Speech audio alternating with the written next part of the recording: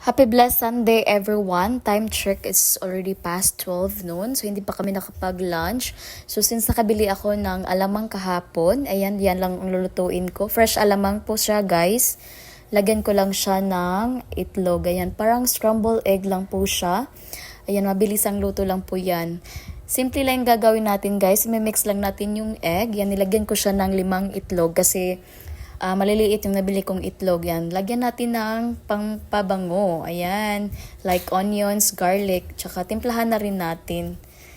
Tapos, mix natin. Tsaka pituhin natin. Parang scrambled egg lang. Ayan. Mabilis ang luto lang talaga siya, guys. Tsaka, ayaw natin sobrang luto, ma-overcook siya kasi matigas siya at tsaka mapait na. Ayan. Thank you for watching, everyone. Ayan. Please like and subscribe and don't forget to hit the notification bell para ma-update kayo sa aking mga videos. Thank you, guys. Thank you. Bye-bye.